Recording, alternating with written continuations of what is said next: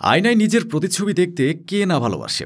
পৃথিবীতে এমন অনেক জায়গা আছে যেখানে প্রকৃতি নিজেই আয়নার ব্যবস্থা করে রেখেছে। বিশাল আয়নার মতো দেখতে এই জায়গাটির নাম সালার দি ইউনি। বলিভিয়ায় অবস্থিত চমকপ্রদ এই প্রাকৃতিক অঞ্চল বিশ্বের সর্ববৃহৎ লবণ সমভূমি। বর্ষাকালে এখানে বৃষ্টির পানি জমে সৃষ্টি হয় সবচেয়ে বড় প্রাকৃতিক আয়না। বিস্তীর্ণ এলাকা জুড়ে তৈরি হওয়া এই আয়নায় আকাশের চমৎকার প্রতিবিম্ব দেখা যায়। এটি বলিভিয়ায় অবস্থিত আলতিপ্লানো মালভূমির একটি অংশ সালার দি ইউনি নামে পরিচিত। সালার শব্দটি স্প্যানিশ, যার অর্থ লবণের সমতল, আর ইউনি আমরার ভাষা থেকে উদ্ভূত একটি শব্দ।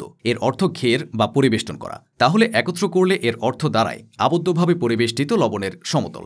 সালার দি ইউনি অঞ্চলটি আলতিপ্লানো নামের যে মালভূমিতে অবস্থিত সেটি পৃথিবীর দ্বিতীয় সর্বোচ্চ মালভূমি। এটি দক্ষিণ পশ্চিম বলিভিয়ার ড্যানিয়েল ক্যাম্পাস প্রদেশের চিলি সীমান্ত ঘেঁষে অবস্থিত। সালার দি ইউনি অঞ্চলটি সমুদ্রপৃষ্ঠ থেকে প্রায় 12,000 ফুট উচ্চতায় অবস্থিত। এটি 10,582 বর্গ কিলোমিটার বা 4,086 বর্গমাইল এলাকা জুড়ে বিস্তৃত একটি মালভূমি অঞ্চল। এই বিস্তৃত অঞ্চলে বর্ষাকালে বৃষ্টির পানি জমে সৃষ্টি হয় পৃথিবীর সবচেয়ে বড় প্রাকৃতিক আয়না। লবণ জমে সৃষ্টি হয় এ সমতল ভূমির। প্রায় 30 থেকে 42,000 বছর আগে এই অঞ্চলটি একটি বিশাল প্রাগৈতিহাসিক হ্রদ মিনচিন হ্রদের অংশ ছিল। পরবর্তীতে হাজারো বছর ধরে ধারাবাহিক পরিবর্তনের ফলে ঐতিহাসিক ওই লেকের পানি শুকিয়ে যায়। তবে তলানিতে জমে থাকা লবণ ও লিথিয়াম সহ বহু খনিজ পদার্থ পড়ে থাকে। বিশ্বের 50 থেকে 70% লিথিয়াম মজুদ রয়েছে এখানে। এই বিস্তৃত অঞ্চলটি বর্ষাকালে পৃথিবীর সবচেয়ে বড় প্রাকৃতিক আয়নায় পরিণত হয়। ডিসেম্বর থেকে মার্চ পর্যন্ত সেখানে বৃষ্টি হয়। তখন মাইলের পর মাইল এলাকা জুড়ে এক অপূর্ব দৃশ্যের সৃষ্টি হয়।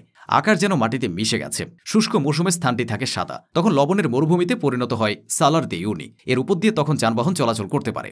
সালার দি ইউনিতে যে কোনো সময় চাইলেই ঘুরতে যেতে পারেন। নিকটবর্তী শহর থেকে পর্যটকদের জন্য নির্ধারিত ভাড়ায় লবণভূমিতে যাওয়ার জন্য গাড়ি পাওয়া যায়। প্রতিদিন প্রায় 200 গাড়ি ভর্তি পর্যটক ঘুরতে আসেন আয়নাভূমিতে। সালার দি ইউরির মাঝে কয়েকটি ছোট ছোট দ্বীপ রয়েছে। এসব দ্বীপে গেলে মন ভরে যায়। দ্বীপগুলোতে রয়েছে শত শত বছরের পুরনো ক্যাকটাস। সূর্যোদয় ও সূর্যাস্তের সময় সালার দি ইউনির সৌন্দর্য পৃথিবীর অন্যান্য সুদর্শনীয় স্থানের চেয়েও নৈসর্গিক। এই প্রাকৃতিক সৌন্দর্য উপভোগের জন্যও রয়েছে বিশেষ ব্যবস্থা। পর্যটকদের জন্য এখানে রয়েছে বহু হোটেল। সেগুলোর মধ্যে সবচেয়ে ব্যতিক্রম হল প্যালিসিও দে স্যাল, যার অর্থ লবণের প্রাসাদ। 2007 সালে গড়ে তোলা হোটেলটি সম্পূর্ণ লবণ দিয়ে তৈরি। হোটেলের মেঝে, দেয়াল ও ছাদ থেকে শুরু করে খাট, চেয়ার, টেবিল সহ সব আসবাবপত্রই তৈরি করা হয়েছে লবণ দিয়ে। লবণের এই দৃষ্টিনন্দন ভবন নির্মাণ করতে 14 ইঞ্চি দৈর্ঘ্যের 10 লাখ লবণের ইট ব্যবহার করা হয়েছে।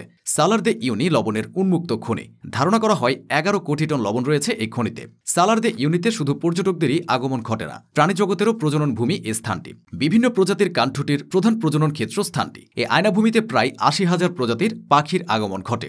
এছাড়াও এটি কালপেয়, বলিভিয়ান ভিজকাচা, আন্দিও হাঁস, আন্দিও হিলস্টার, ভিকুয়াস সহ আরো বহু বিচিত্র প্রাণীর আবাসস্থল। মরচে পড়া রেলগাড়ির সমাধি, চোখ ঝলসানো লবণের হ্রদ, লবণের তৈরি হোটেল ও ফুটন্ত কাদার পুল, প্রায় বিলুপ্ত প্রজাতির পাখি ইত্যাদি কারণে সালার দি ইউনি ভ্রমণ পিপাসুদের নিকট অন্যতম জনপ্রিয় এক গন্তব্যস্থল।